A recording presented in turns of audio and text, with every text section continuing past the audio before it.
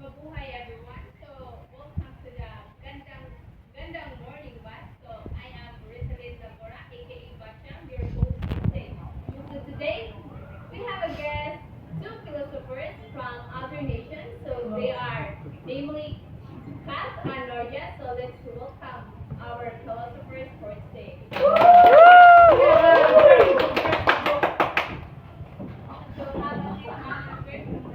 do you So, good morning, ma'am and sir. How's your day, sir? And mom? Great. Okay, so first of all, can you please introduce yourself to our audience? Okay. Mabuhay, good morning, everyone. So my name is Katrina Mata from California. California. My name is Irving Ukraine. Okay, so can we start our lecture, ma'am?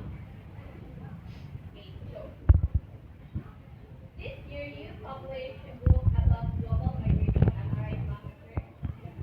Okay, so um, para sa ibalan sa tanan, can you please elaborate more about the book? So, can you please start about the definition of migration? Okay, Migration.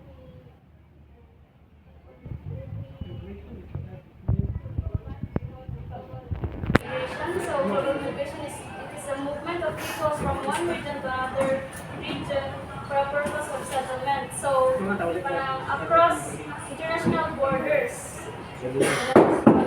global migration is. So, here right in your book, ma'am, is na-under siya sa migration si immigration at immigration. So, ano sa may differences na may mga? So ang immigration is the movement of people in a country to settle.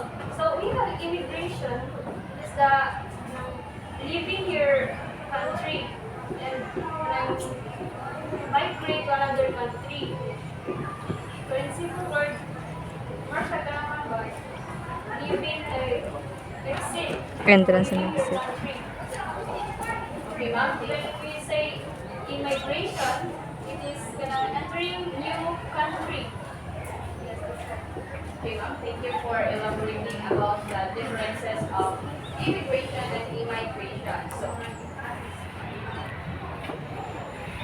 So you also write in your book about the types of migration, ma'am. So you listed there the labor, rural, urban, voluntary, involuntary, external, internal, and international migration. So I want you to elaborate in every types of migration, please, para lang ma-hype ko and ang mga audiences. Okay. So when we say labor migration is migrate ka for employment or the purpose of working. Then when we say rural to urban, so when we say rural is kanang mga bukid-bukid na. So migrate ka to urban for purpose of kanang education, maybe lack of education about basic services. So lack sila basic services, migrate sa syudad, yes. And voluntary migration is driven by personal choices. So ilahang choice, maybe because of relaxation or vacation like that, migrate or reunion, let's say voluntary. Then we have involuntary asylum seeker. A person who has a right to work and live in a country for a short time. So asylum seekers seeks protection in another country due to fear of persecution and may experience by war, conflict. So migrate sila sa lain country kaya naka-experience kita sila war or conflict. So di sila ganang sila environment or something na migrate sila. Then at least sa asylum seeker is protected na sila sa other nations law. While ang refugee is mo transfer ang isa ka individual kanang sa lain na country, same reason na kay violation or something, natural disaster like that. Pero kaning refugee is protected siya under the international law. So kaning UNHCR or United Nations High Commission for Refugees. So protected na siya sa UNHCR. Ma-under ang refugees ano ang organization. Yes. So, this is the external. So when you say internal and external migration, so when you say internal, within the country, for example, Kalabang province Sa Cebu or Manila. Oh yes, inside the certain country. And when we say external, so abroad. Yeah. Then we have also temporary and seasonal. So temporary, so this ka citizenship. Yes, for example, Kailangan pa siguro ang creation. Kaya na ang mga 1 year siguro na. sige na. Then kaning for example, vacation ra or kaning reunion with your family somewhere in yes, somewhere in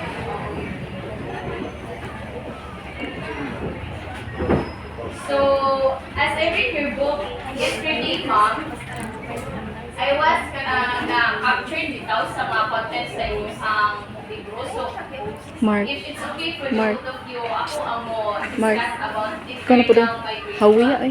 factors of Puli ka to. migration, and the cause of migration. Okay na sa ninyo. Okay, so, you write international migration. So, under pa din siya sa types of migration. So, you panang the description you write of international migration at home sa inyong libro is relatively long disagreement between people. So, the-under na to ang immigration o immigration ani. So, when we say immigration, mao to ang usa ka individual is mo-exist sa country. And then, kung mo-enter na siya sa laing nasod, mao to gitawag og immigration. Immigration, sorry. So, nag-listen mo ito of factors of migration. So, naay duha ka factors, right, ma'am? So, ang duha ka factors is mao tong push factor. Yes, ma'am, push and pull factor. So, inyong gi-define ang push factors as any human of nature factors that encourages or force people to live. So, para na ang full factors and bagay dyan sa i-define nga any human or nature factors that attract people to live in a new residential area or location. So, sa akong nasabtan na ni ma'am sa inyong libro nga i-publish, para na ako yung term nga gibuhat sa push at pull factor. So, para na ako ang push factor is negative factors or negative results. Somewhat, ang pull factor is positive factor or result, in which ang push factor is nag-force niya sa individuals nga live sa iyahang kanang ipuyan because of kanang bitaw ang mga negative results. Pareha aning mga high population pressure kanang daghan na kaayo bitaw ang kanang mga tao sa certain nga place mo nang sila ganahan siguro samok mo nang mo migrate ang usa ka individuals or family. Next ana is economic hardship. So maybe kanang gamay ra og mga sweldo o trabaho paano kay gamay ra ang kanang economic growth sa kanang usa ka country. Next is poor quality of life, persecution, force of ethnic cleansing, no jobs.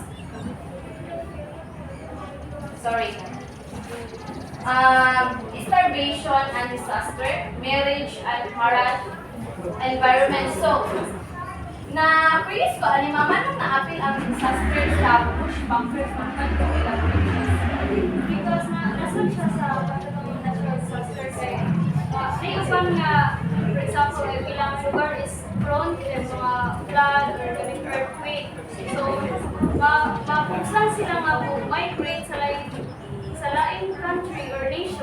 for their safety. Like that. Okay, ma'am. Thank you. So, ang full factor sa amo itong determine o positive factor in which maghatag sila og reason sa individuals nga mo migrate para maka-benefit sila or para sa kaayuhan nila. Kay as I read sa mga example sa gihatag ni SWOT niya sa libro, ma'am, na atang able to support population, more opportunities maybe sa for education, sa mga work job opportunities, ma'am, like okay, so higher standard of living, respective society accepts refugees and asylum. So, na-discuss ni Galinhan ni Ma'am Kat, under ni siya sa involuntary migration, right, ma'am? And then, civil life, partners, works there. So, kanang parihan ng mga Pilipina nga makabana o foreigner. So, paon sila sa mga foreigner kasagaran din himuon sila ipapuyo sila do permanently sila nga as kanang certified citizens na sila so ato na taas causes and effect of migration. So, ang amo na i-discuss ani is kanang causes of migration. So, naay upat ka buok nga causes of migration nga sulat nila sa libro, right, ma'am? Yes. So, these are the neoclassical economic perspective, new economics of labor migration approach, the development perspectives, and migration system theory. So, ang neoclass economic perspective for me is i-define na nila ni ma'am nga the disparity in levels of income, employment, and social well-being between different areas causes migration. So, from the word nga disparity, nag-means na siya nga inequalities or differences. So, makabor ani is ang income. So, inequalities sa income between men and kanang women. Employment, types of employment, so inequalities, na ako nga differences. And itong social well-being. Next is the new economics of labor migration approach. So,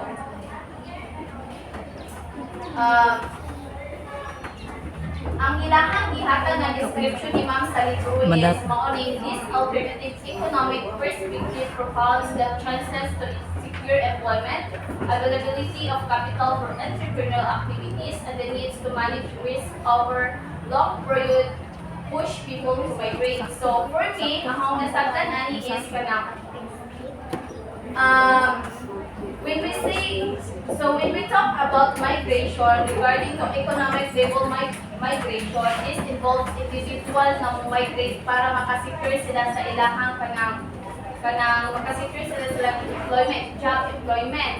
And then kanang ang ilahan bitaw capital ko sa ilang business, ilahan lang ma-secure kay maybe kung ano na sila, di ba? Kung ano na sa bukid mag-business, naa ba day kita, so ang imong capital dili pa ba sumaon na mo pagkat kag kadtong city na kay daghang tao daghang makikir nga kanang mga customer. So maka-gain na sila of profit, mao na ang maghatag ng chances nga ma-secure ang kanang ilahang capital sa ilang business. And then next is the development perspective. So, kanang i-define nila ni Ma'am Answer sa ilang libro nga ang development perspective is migration is both a result and cause of development.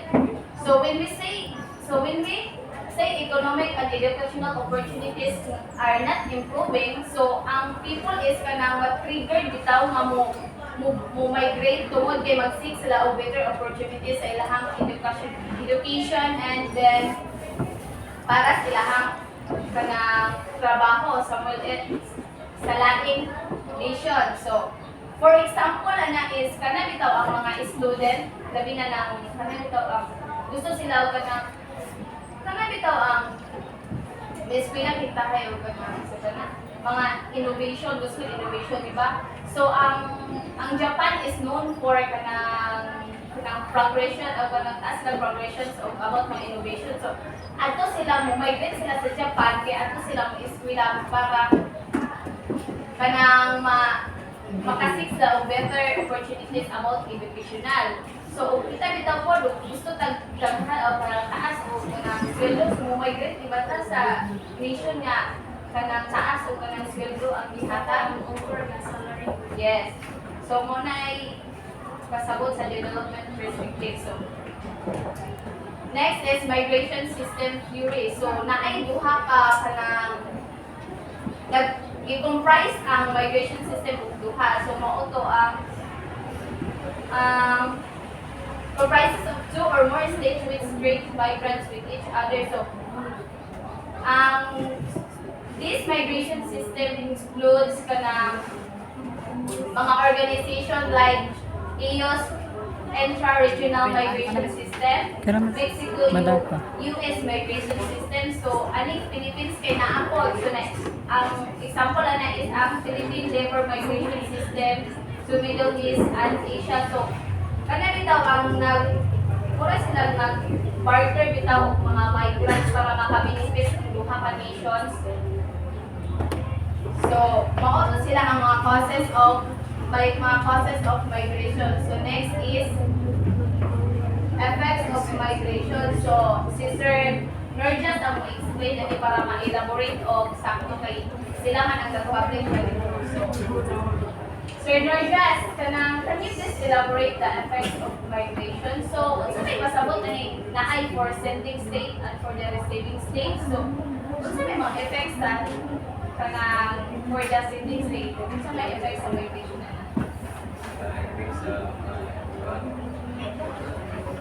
Or sa instead is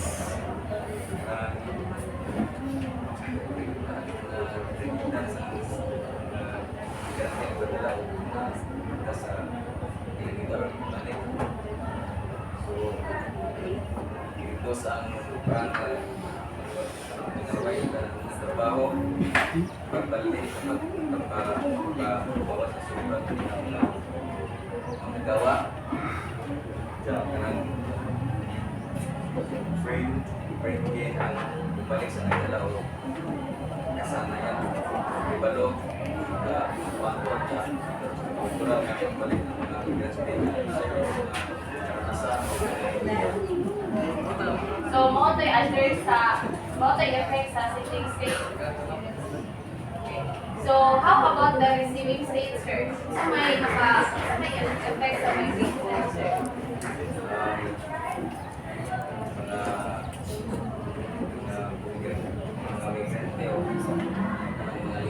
Gaps.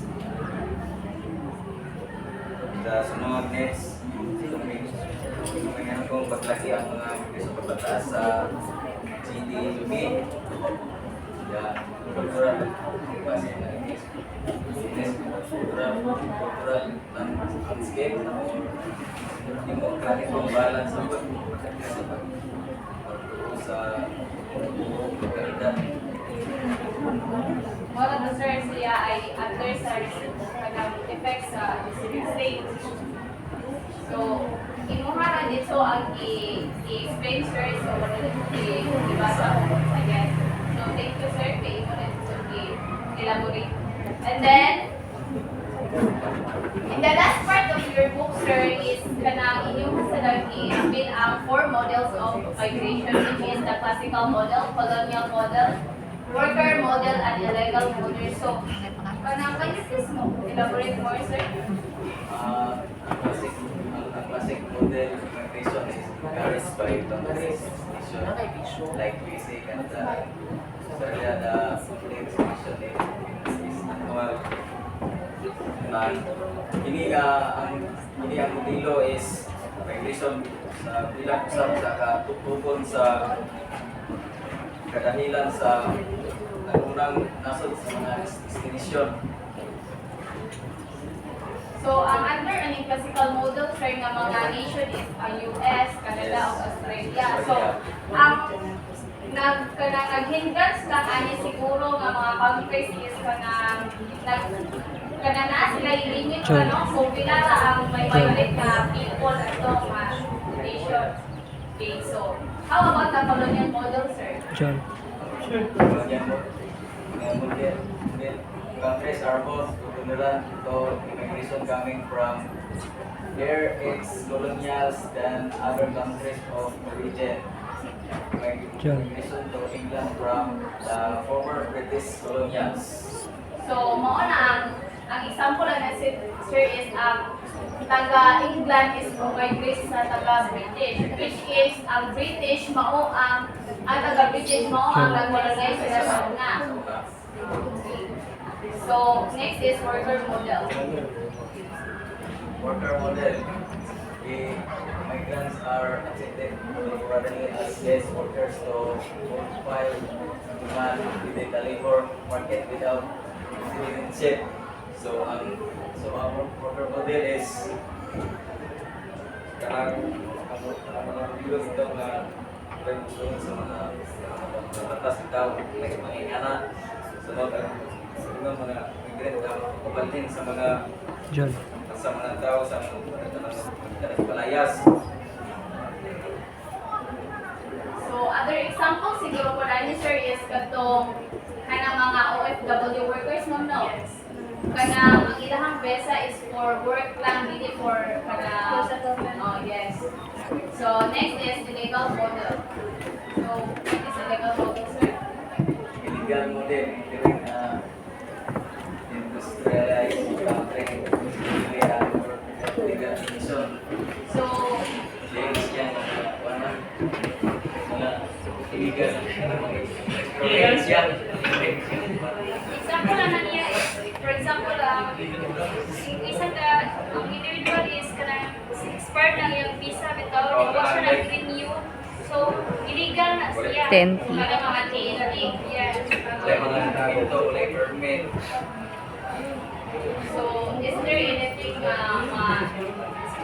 associate pa ninyo or mabulong ma'am sa inyong So, if you want to know more about our published book, so, one is the So, ma-access na ninyo ang ilahang libro sa bbc.co.uk, script.com, studycode.com, and firstcarol.com. So, pwede rin mo access ato sa ilahang soft copy sa ilahang i-publish nga libro nga Global Migration. So, sa mga audiences, so there is any clarification about sa ilahang i-publish na book?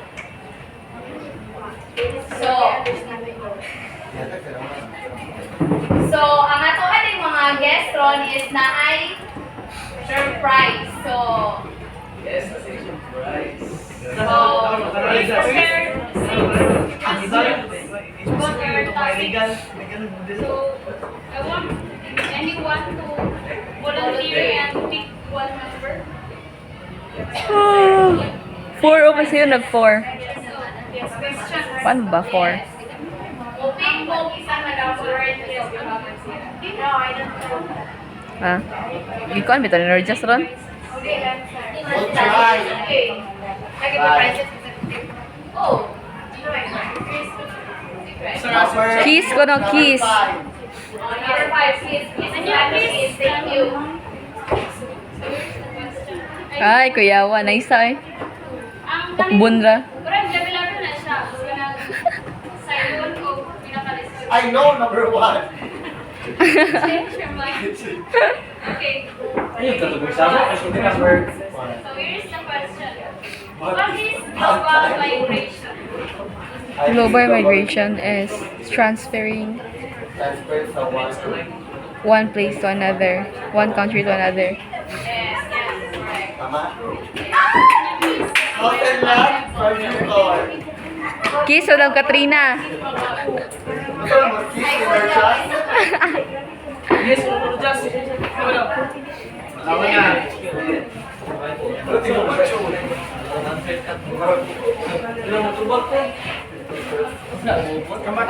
na pa. Oh. Okay, can anyone volunteer? Makakuha sila, makakuha sila. Oh, Isa rin ako. ako. Okay, can you please stand up? Roberto, kumatos vamos na prize. Hindi, kain sa'yo. Okay lang. Number 2. Ay, hindi ah. Okay. Kana buko. So where is your question? Sayon man dapat lollipop. The more nga bisa na Immigration and immigration. So in your So, understanding, immigration is transfer ka. Looking back. Ay, pina legal. Wala kay kanang ibang legal na document ka mo balik ka na ng country. I think we at the wrong answer. Ay, ang immigration is kanang Help. within the country. Then when immigration is Entrance, exit, ra good. kung gawas ka na without wala ka nagkuhan. Gawas ka na Gawas ka sa country. okay guys, someone support Mali. answer. Mali. So, the question? What's the What question? is the difference between Go. immigration and immigration? So, when you say immigration, is No that, laughing, please. when you exit or leaving your own country, then immigration is the entering new country. So, it's the exit and entrance. That's the difference between them. Go plus please. Ako pa yung kanina. Congratulations, you are correct the answer.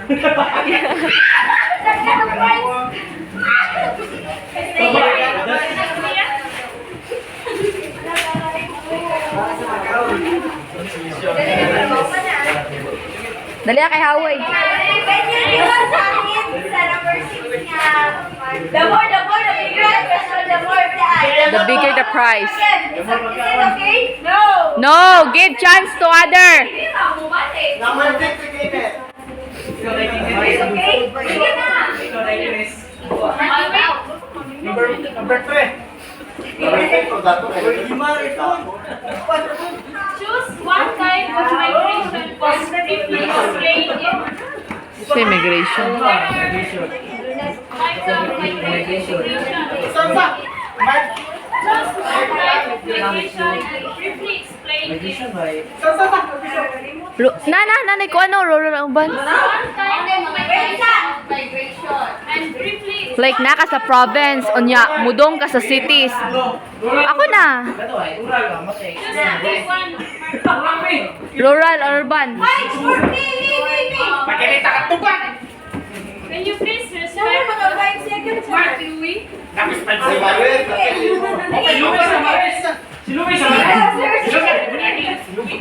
Si Luis sa kani.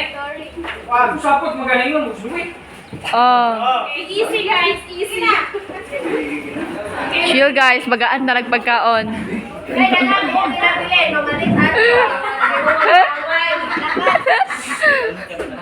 Kalma, baby, kalma. Wrong. Wrong na. Answer. I can clearly understand your answers. Corner complex. Ayan, wala. Not giving. Nara na, nanang Sir Jas, move aside. Nana, sir. I don't external, oy, external ba? Pili ah. because it is the outside of the Ang sabi na siya, ay, nasa siya. Sige, bigyan ka sa price. Ako. Uy, kuasa, day. Use the Day, involuntary Mark, kuasa kayo mo, yung jacket ko, ako ganito. That, like, Okay na, anak. country to work, but in a short time, like, for example, ODT or example, asylum seeker, dahil. Asylum seeker or involuntary? Asylum seeker. Asylum seeker, okay. On a short time, like, ODTs, the work, ay nga na.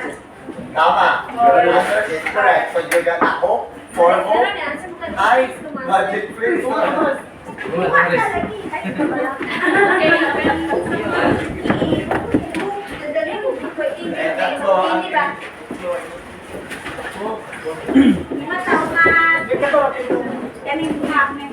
Next. What's the answer? Okay, Chris, can you please Number 6. Wala!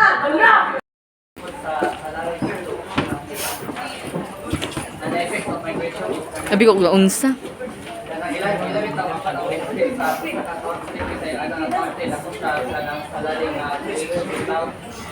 ang mga benefit ka ng na benefit na sa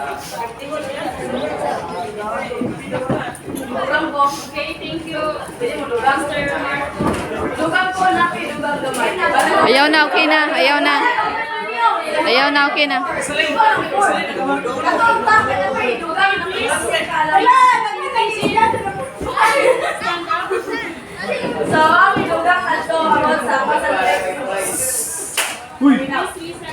Ang idugang ato sa Pacific migration is that karon bitang panahon na is kada tawo makainom ta ka-demand kaayo na nga trabaho like the nurses nga one so ang one Pacific ang one jud na is mumigrate ta sa laing country kay tungod trabaho ta nurses but ang epekto jud sa atong own country is that gamay na ang mga nurses nga trabaho ni kakuang na so tungod kay gusto na sa itong gawas kay dakong sweldo mamangod po na nakaapan bitaw sa kanang daghang opportunity sa lain nasod kay out ang own country gamay na ang mga trabahante wala na bitay mo kuan nga ani ta trabaho kayo tang panagsa na lang jud sila so mo jud po na ang kanang epekto o ang causes sa migration nga dili lang good effect but naa jud po bad effect sa kanang migration. Your answer is very demure. That's right, So you don't have any time Okay, to sabi.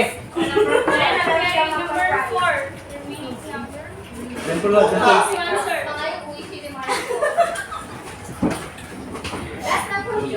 She will be answer the question number 4. Stand up, Miss Brunya. Miss Brunyao.